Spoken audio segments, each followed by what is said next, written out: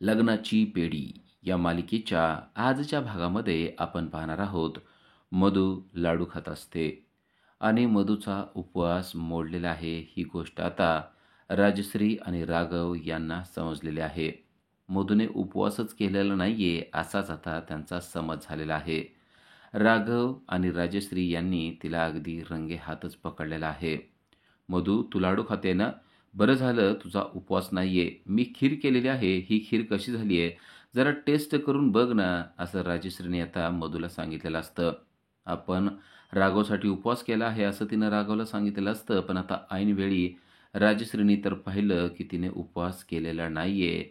या गोष्टीचं मधूला तर खूपच वाईट वाटलेलं असतं. ही खीर कशी झाली आहे बघ, कारण खूप दिवसानंतर मी खीर केलेली आहे, असं म्हणून खिरीचा एक चमचा आता ती मधूला भरवत असते. खरं तर मधूला काही खाण्याची इच्छा नसते. पण आता आपण लाडू खाताना पकडलं गेलोय या गोष्टीमुळे तिला खीरसुद्धा टेस्ट करावी लागते. राजश्री तिला म्हणते, "सांग कशी झाली आहे खीर?" "आता मला वडाच्या पूजेला जायचं आहे आणि माझ्याबरोबर सिंधू देखील येणार आहे, कारण सिंधूने राघवसाठी उपवास केलेला आहे." असं म्हणून खिरीचा एक चमचा तिने मधूच्या तोंडामध्ये घातलेला असतो. इच्छा नसताना सुद्धा मधू तिला म्हणते, की "हो, खीर खूप छान झालेली आहे." कृष्णाने मधूचा पुरेपूर बदला घेतलेला आपल्याला पाहायला मिळतोय. कृष्ण आता तेथून निघून जाते. राघव आणि राजश्रीसुद्धा तेथून निघून जातात. मधूला मात्र मोठा पश्चाताप झालेला आहे. आपण कृष्णाचं ऐकून हे लाडू खाल्ले आणि त्यामुळे आपला उपवास मोडला ही गोष्ट तिला समजली आहे. त्यानंतर रागानं पेटलेली मधू आता कृष्णाच्या रूममध्ये जाते. "कृष्णा, तुला माहीत नाहीये मी राघवला मिळवण्यासाठी आत्तापर्यंत काय काय केलेलं आहे. त्यामुळं तू माझ्यापासून खूपच अनभिज्ञ आहेस. आता मी काय करते ना ते बघ." असं म्हणून कृष्णाचं कपाट उघडून त्यामधून राघवनं तिच्यासाठी आणलेली साडी आता मधूने हातात धरलेली आहे. "आज तुझी पूजा मी होऊ देणार नाही म्हणजे नाही. राघव माझा नाही तर तुझाही नाही," असंच ती मनाशी म्हणत असते. "राघवने तुझ्यासाठी लाल साडी आणलेली आहे ना? बघू आता ही लाल साडी घालून तू पूजेला कसं जाते तेच मला पाहायचं आहे," असा मनोमन विचार ती करते. आणि या लाल साडीचा रंगबेरंग करून टाकल्याशिवाय मी गप्प बसणार नाही, कारण मी सुद्धा नावाची मधुराणी आहे, असं ती मनाशी म्हणत असते. आणि तेव्हाच तिने तिच्या हातातील एक केमिकलची बॉटल बाहेर काढलेली आहे. ती साडी बेडवर व्यवस्थित पांघरून टाकून त्यावर ती आता केमिकल मारत आहे. "या केमिकलने काय गंमत होणार आहे ना, ते तुला माहिती नाहीये कृष्णा," असं ती मनाशी म्हणत असते. "तू माझा उपवास मोडला ना, आता मी तुझी पूजा मोडून टाकते. कारण तू ही साडी घालून पूजेला जाशील आणि ऐन वेळेला तुझ्या या साडीला काय होणार आहे तू बघ," असं ती मनाशी म्हणत असते. इकडे ऋतुजा आणि राजश्री आता पूजेला जाण्यासाठी तयार झालेल्या आहेत. त्याचबरोबर रुक्मिणी देखील तयार झालेली आहे. राजश्री ऋतुजाला म्हणते, "तू कितीही सुंदर साडी घातली तरी आज सुंदर दिसणार आहे ती म्हणजे माझी सिंधूच." तेव्हा राजश्रीला ऋतुजा म्हणते, "असं काही नाहीये, मी सुद्धा खूप छान दिसते."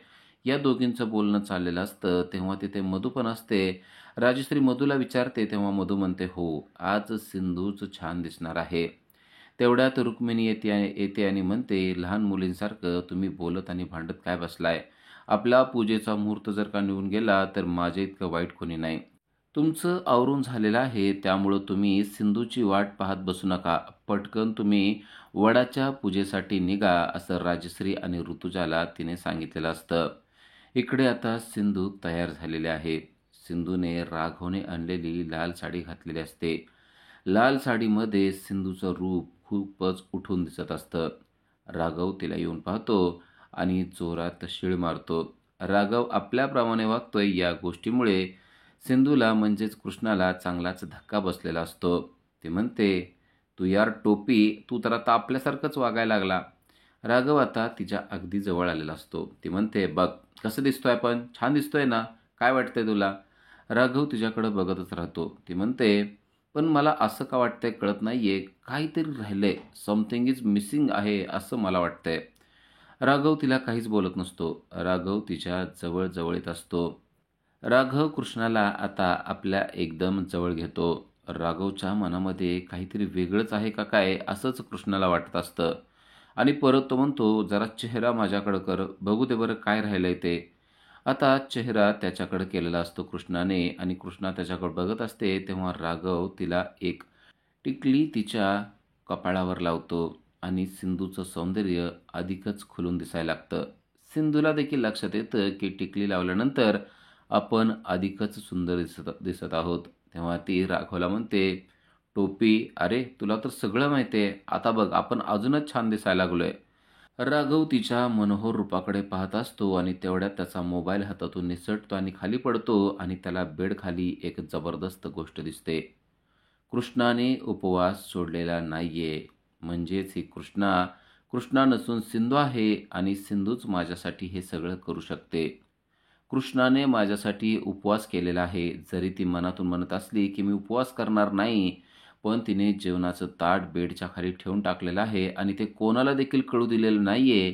ही कृष्णा नसून ही कृष्णा म्हणजे माझी सिंधूच आहे. ही गोष्ट आता स्पष्टपणे राघवच्या लक्षात येत आहे. राघव तिला काहीच बोलत नाही. राघव बाहेर निघून जातो आणि आता दोघे मिळून वडाच्या पौर्णिमेसाठी, वडाच्या पूजेसाठी चाललेले असतात. राघव फोनवर बोलत असतो आणि कृष्णा बाहेर आलेली असते. कृष्णा खरोखरच खूपच छान दिसत असते. राघवचं वारंवार लक्ष कृष्णाच्या सौंदर्याकडे जात असतं. "कृष्णा, खरंच तू मला 7 जन्म पाहिजेस," असं देखील राघव तिला म्हणलेला असतो. पण राघवला शंका येऊ नये की आपण कृष्णा नसून सिंधू आहे, यामुळं मुद्दाम कृष्णा त्याला म्हणते की खरं तर ही साडी घालणं ना आपल्याला अजिबात पटत नाही. या गोष्टीच आपल्याला पटत नाहीत. आत्तासुद्धा मला ही साडी अजिबात कम्फर्टेबल वाटत नाही. मला असं वाटायला लागलंय की पटकन ही साडी काढून यावं. राघव कृष्णाकडे पाहतच राहिलेला असतो. राघव म्हणतो, "आता असं अजिबात काही करू नको. कारण तू आईला शब्द दिलेला आहेस की मी पूजा करणार आहे म्हणून आणि आता जर का तू साडी काढली तर आपल्याला जाण्यास उशीर होईल. एक तर आपल्याला जायलाच उशीर व्हायला लागलाय, मुहूर्त टळत चाललेला आहे. तू जर का गेली नाहीस तर आईला किती वाईट वाटेल," असं राघव म्हणतो. खरं तर राघवला माहीत असतं की कृष्णा असं काहीच करणार नाहीये. आता राघव आणि कृष्णा दोघेही पूजेसाठी चाललेले असतात. पण तेवढ्यात मधून केलेल्या गोष्टीचा चमत्कार कृष्णाच्या साडीवर दिसायला सुरुवात झालेली आहे. कृष्णाची साडी मधूने टाकलेल्या केमिकलमुळे हळूहळू पांढरी होत चाललेली आहे आणि काही क्षणामध्येच सिंधूची सगळी साडी आता पांढरी शुभ्र झालेली राघवला पाहायला मिळते. राघव या गोष्टीने आश्चर्यचकित झालाय की अचानकच लाल साडी ही पांढरी कशी होत चाललेली आहे. पण मधूने मात्र तिचा डाव अगदी स्पष्टपणे जिंकलेला असतो. "कृष्णा, तुला मी सांगितलं होतं ना की जर तू माझा उपवास मोडत असशील तर मी तुझी पूजा मोडून टाकणार आहे. आता तू पूजेला जाऊच शकत नाहीस," असं मनोमन मधू म्हणत असते आणि कृष्णाची साडी खरोखरच आता पांढरी शुभ्र झालेली असते. पांढऱ्या शुभ्र साडीमध्ये पूजेला जाणं म्हणजे अपशकुन आहे असं कृष्णाने राघवला सांगितलेलं असतं. आता राघवला देखील समजत नाही काय करावं, कारण पूजेला तर खूपच कमी वेळ राहिलेला असतो, मुहूर्त टळत चाललेला असतो आणि इकडे राजश्री आणि ऋतुजा दोघीही वाट पाहत बसलेल्या असतात. ऋतुजा मुद्दाम राजश्रीला भरीस घालत असते आणि म्हणते की मला वाटतंय सिंधू अजिबात येणार नाही.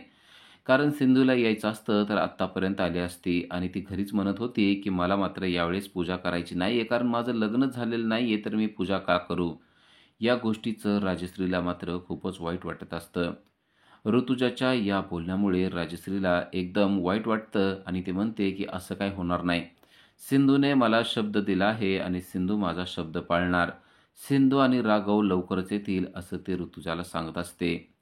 इकडे मात्र परिस्थिती हाताच्या बाहेर गेलेली असते, कारण आता सिंधूला पांढरी शुभ्र साडी घालून पूजेला येणं कठीण असतं. तेव्हा राघवच्या मनामध्ये एक विचार येतो. रांगोळी काढलेले रंग त्याला तेथेच जवळ दिसतात. या रंगाचा उपयोग करावा असाच विचार त्याच्या मनामध्ये आलेला असतो. मधू मात्र खुश झालेली आहे. पण मधूच्या देखील लक्षात आलंय की राघवचा आता काहीतरी प्लॅन चालू आहे आणि राघवचं लक्ष रंगांकडे गेलेलं आहे आणि राघवने काही रंग उचललेले आहेत. ते रंग घेऊन तो आता कृष्णाच्या समोर आलेला असतो. मधू हे सगळं चित्र पाहत असते. मधूला वाटलेलं असतं की आपला डाव आता पूर्णपणे सक्सेस झालाय, पण राघवनं तिचा तो डाव अक्षरशः उधळून टाकलेला आपल्याला पाहायला मिळतोय.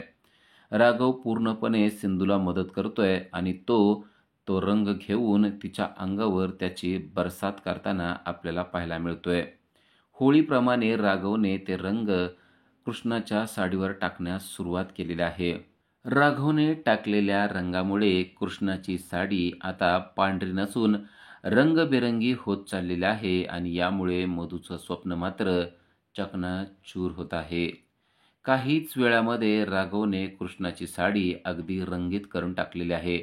पांढरी शुभ्र साडी आता रंगबिरंगी झालेली असते आणि आता आपण पूजेला जाऊ शकतो असं राघव कृष्णाला म्हणत असतो. कृष्णाला राघवची ही आयडिया खूपच आवडलेली असते. राघवने अगदी चांगलं डोकं चालवलेलं असतं आणि ते पण खूपच कमी वेळामध्ये. पांढरी शुभ्र साडी आता रंगीत झाली आहे आणि आत्ताच्या आत्ता आपण पूजेला जाऊ शकतो या गोष्टीचा आनंद कृष्णाच्या चेहऱ्यावर त्याचबरोबर राघवच्या चेहऱ्यावर देखील झालेला असतो. पण त्याचबरोबर मधूच्या चेहऱ्यावरचा रंग मात्र पूर्णपणे उडून गेलेला आपल्याला पाहायला मिळतो.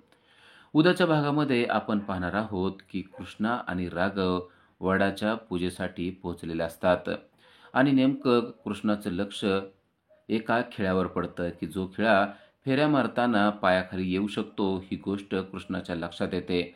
राघव देखील फेऱ्या मारणार असतो आणि राघवच्या पायात तो खिळा घुसेल या गोष्टीमुळे कृष्णाने त्या ठिकाणी काही फुलं टाकलेली असतात आणि ही गोष्ट राघवच्या लक्षात येते. आपल्या पायात खिळा घुसेल म्हणून तेथे फुले टाकलेली आहेत, म्हणजे ही माझी सिंधूच आहे आणि हिच्यासाठीच मी फेऱ्या मारणार आहे. हीच जोडीदार मला आयुष्यभर नव्हे तर 7 नव्हे 700 जन्म पाहिजे असा विचार राघवने मनाशी केलेला आहे.